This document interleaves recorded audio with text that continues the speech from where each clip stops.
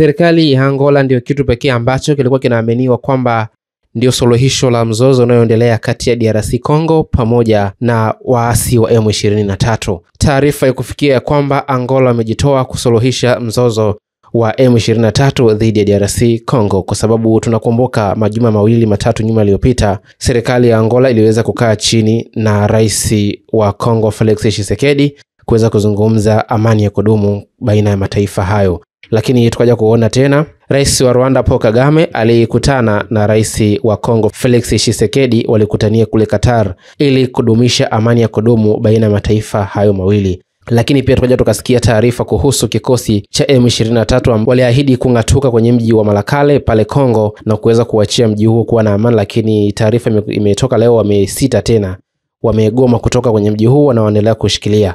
Lakini taarifa ambayo ninayo hapa ni taarifa kuhusu taifa la Angola ambao walikuwa ni mpatanishi mkuu kwenye mzozo wa haya mataifa mawili. Hapa nikizungumzia taifa la DRC pamoja na waasi wa M23. Angola imeamua kujiondoa kama mpatanishi katika mzozo unaoendelea huko mashariki mwa Jamhuri ya Kidemokrasia ya Kongo, yani DRC, mara baada ya kushindwa kufanikisha mazungumzo ya amani kati ya pande zote zinazohusika. Angola imesema inahitaji kujitoa kwenye jukumu hilo ili kujikita zaidi kwenye vipaumbele vya Umoja wa Afrika, yani AU, ambapo rais wa nchi hiyo, hapa nikimzungumzia rais wa Angola Bwana Joao Lourenco, yeye ni mwenyekiti wa Umoja wa Afrika, yani AU. So Angola wameweza kungatuka pia kuwa mpatanishi wa mzozo kati ya DRC pamoja na waasi wa M23. Kumbuka, waasi wa M23 wanapewa backup ama wanapewa nguvu na serikali ya Rwanda ikiongozwa na Paul Kagame. Hii ni Sasa Digital, mahali ambapo tunakuhabarisha kiganjani mwako.